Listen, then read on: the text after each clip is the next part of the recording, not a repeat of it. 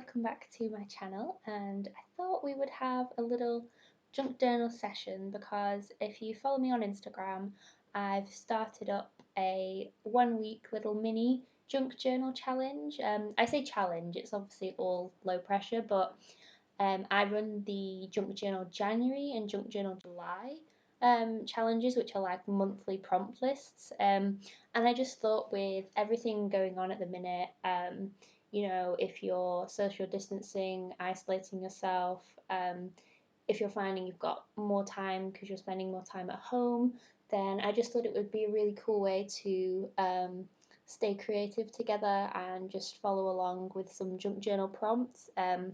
I'll put the prompt list up on the screen, but you can also get them over on my Instagram, which is @megjournals. And they are super simple. I really wanted to keep them just really easy and accessible, so they're nothing like extravagant. You don't need to create anything extravagant. You could even do this with your kids. It's something really simple. So I wanted to create a bit of a junk journal safe space, if you will, for us all in this. So I hope you join me this week for the challenge. So today is day one, and the prompt is favourite hobby. So that's what you see me doing here. So as you know, I love vintage stuff for my junk journals, and a lot of the time I go to charity shops, or you might call it thrift shops, over in the States, or I think it's op shops in Australia, basically secondhand stores. And I love to search for old gardening books or just aged books in general, um, all different paper treasures. I also really like to go to, there's a really cool antique kind of shop near me, and it's got all sorts of different things like old postcards, old stamps, all sorts of treasures. And I love to go to those places, both for inspiration and just for materials to use in my junk journals. So obviously, with me social distancing, staying home, flattening the curve, um, I can't do any of that at the minute, which is really sad, but obviously necessary. So I just wanted to do a little page that was sort of um, paying tribute to going to the secondhand shops and discovering all those paper treasures. So in this spread, I was using a lot of elements that I had found from books that I'd picked up on my travels. So I really love gardening books. So if you go to the gardening section, it sounds really weird, but sometimes you'll find illustrated botanical books. Um, Not necessarily the sort of newer ones that have pictures and stuff, but I really like the illustrated ones.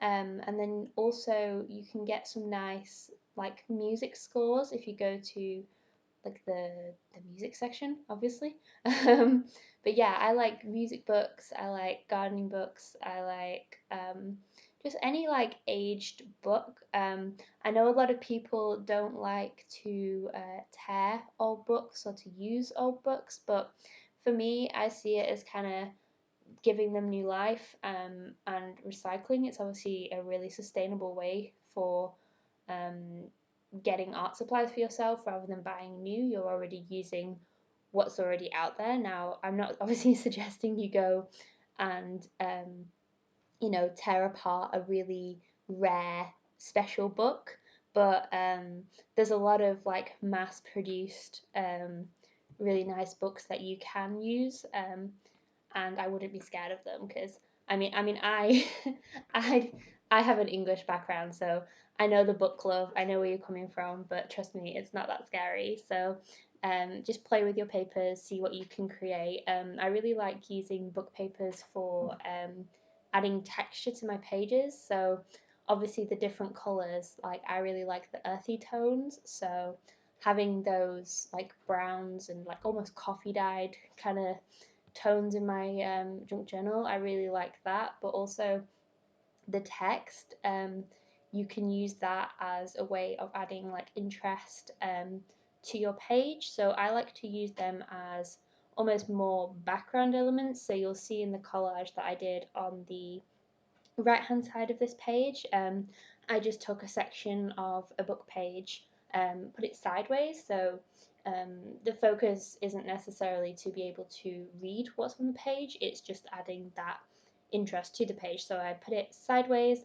and then used that to layer with my brown paper and with my little flower that I cut out. So you'll also see that I kept that in. I actually changed my mind. So I thought I was going to do just two little collages on either side of the page, but then once I'd done it, I wasn't really happy with it. Like, I wasn't loving it, so I decided to pull it back off before the glue dried and put down just some tea-dyed like graph paper, to allow me to have some space to journal, because I realised once I put those two pieces down, I hadn't really left myself any room to write. And I was just feeling in a writing mood. Like, sometimes I do like to write, but then sometimes I don't.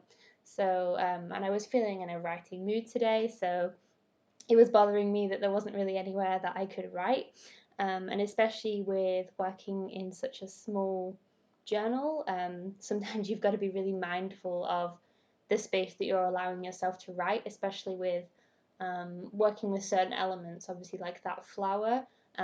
Whether you put it in a big book or a small book, it's the same size. So in my smaller journal, it looks bigger, it takes up more of the page, so then I need to be mindful of the space around it, and if I want to add any journaling to my pages. So, but yeah, I really liked how this page came together, and I hope you will join me on this little week of junk journal challenges. If you're joining us after the fact, then obviously feel free to join in with the prompts. There's no time limit or anything like that. You can do the prompts in any order you want, using any materials you want. I mean, you don't even have to do this in your junk journal. You could do this in your art journal, in your sketchbook, scrapbook, however you want. But yeah, I really hope that these prompts and getting involved with like the community, maybe in the hashtag.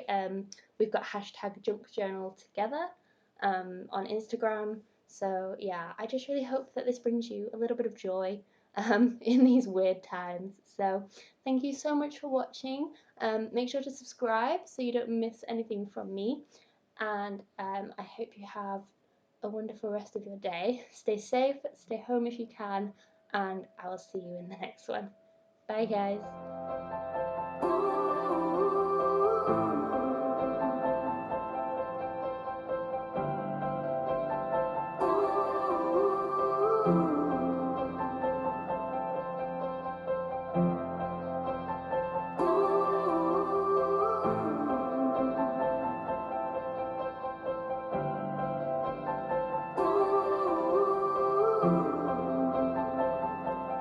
Close your eyes.